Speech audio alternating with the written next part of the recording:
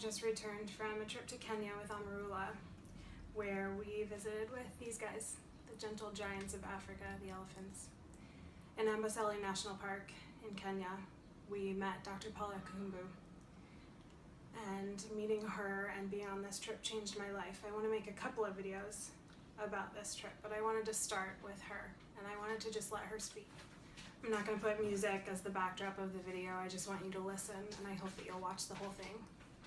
Thank you. I'm Paula Kahumbu.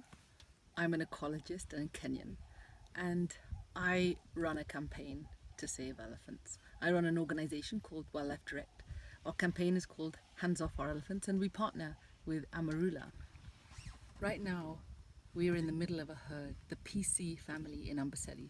This is a population of the best studied elephants in the world. They've been studied for more than 45 years, and every single elephant in this entire ecosystem has a name. So the PCs, every single name begins with P. So we have the matriarch, Placida, and we have a bunch of others. There's Periwinkle. She's the big female down there with her calf, and Placida is walking off in the opposite direction, and so they've been rumbling to each other and saying, we want to go this way, no, we want to go the other way. And joining the herd today is a young bull whose name is Google. These elephants are just like human beings. I mean, you can see how calm they are. It's the best protected elephants in the world. They're calm. They let you come right up to them. They will sometimes walk right past vehicles. They don't seem to mind our presence, but they're very aware of us. Just like human beings, each and every one of them has a personality. They know each other, and they seem to also have a sense of who we are.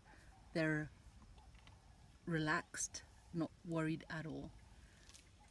You know, what's amazing about elephants is how we can relate to them, and probably how they can relate to us. And in this ecosystem, the local community has a very special, strong bond with elephants. They actually believe that elephants are almost human, and that humans should aspire to be more like elephants: calm, relaxed, wise, governed by females.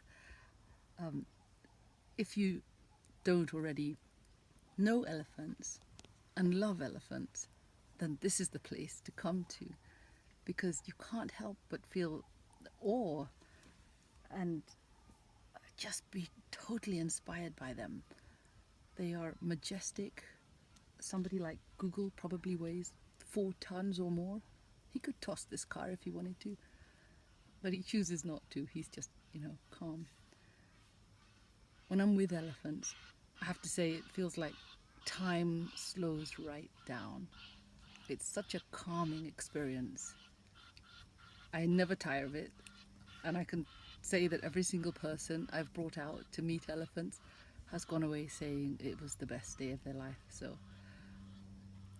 fall in love with elephants, come to Amboseli.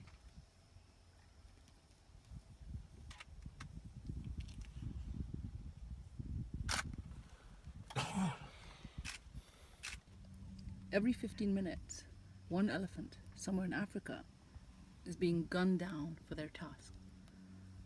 And it's not as if their tasks are useful. They're simply turned into trinkets, earrings, necklaces, carvings.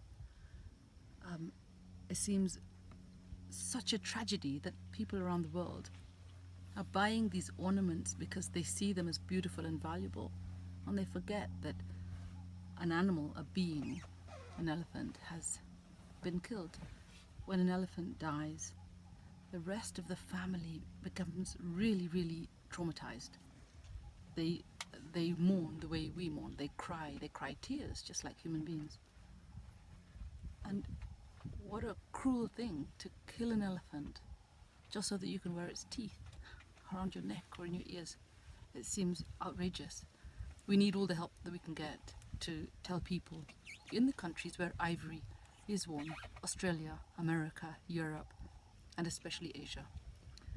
I think when people fall in love with elephants, they wouldn't dream of putting any piece of ivory anywhere near themselves. And perhaps they would do the opposite. Perhaps they would join us, support these campaigns, help us to stop the poaching, help us to stop the traffickers, and especially to stop the people who buy the ivory, because they ultimately are the ones driving this entire crisis. My favorite thing about elephants is that they're ruled by the females. The matriarchs are just outstanding. We've just heard Placida ramble and tell the whole family, who are actually spread out quite distant. There's some that are hundreds of meters away. And they all call back, and she's saying, I want to go west. And some of them are saying, we just want to eat. And others are saying, actually, we want to go east. And Placida will determine where they go. She's super wise. She's the one who will take the family to where there's good food, to places that are safe. She will navigate all kinds of dangers, whether it's lions or people, cars like us, and she'll make sure that every single baby is safe. So what you see in this family are several small babies. Some of the mothers are quite young, and as the matriarch, she'll make sure that mothers look after their babies well. Just like human beings, young mothers generally don't know that much about raising their calves. Sometimes babies can't even reach the nipple. And Placida is the matriarch who will actually explain to young mothers how to suckle their babies. She will keep big bulls away from babies, because they can be quite clumsy and they can knock the babies about, not intentionally, but they might knock them with their feet. She'll stop the family when they're walking on a very hot day, and she'll let the babies sleep, and she'll stand with all the females around the calves and shade them from the hot sun. It is just amazing to watch them and to listen to the stories. People have observed how the matriarchs and the mothers will try to raise an injured elephant. They will carry a baby even after it's died. They might carry it on their tusks for days sometimes. Their level of compassion, their ability to communicate in a way that calms the whole herd. We've even heard females that seem to sing to babies that are traumatized after their mothers have been killed. It's like a lullaby. And I think what I love most about them is that we actually don't know that much. Every day we learn something new. We realize just how much more there is to learn, and perhaps how much more complex they are than us. For a female elephant to be able to rule a family that can be dispersed over tens of kilometers, I mean, we can only do it with technology. They do it through this ability to communicate in infrasonic sounds that carry over tens of kilometers. She can keep dangerous other herds away. She can even call her friends to come to her defense. I just think it's extraordinary.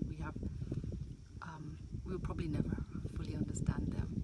And the sad part is that as we get to know them more and more, especially in places like here in Amboseli, where they're so calm and relaxed and safe, but in other parts of Africa they're being slaughtered, and the gunmen go for the biggest elephants. Those are the matriarchs. And so what you're doing is you're leaving behind families without their mothers, their leaders, the wise individuals who have learned from their mothers and grandmothers.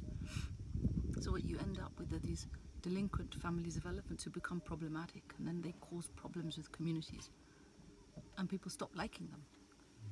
This is what being with elephants should be like. This is how we can save them, is when they're safe and they're calm and they're just such a pleasure to spend time with. I think that matriarchs, especially the really older ones, there are some here that are over 70 years old. They have so much to teach us as human beings, not just as conservationists.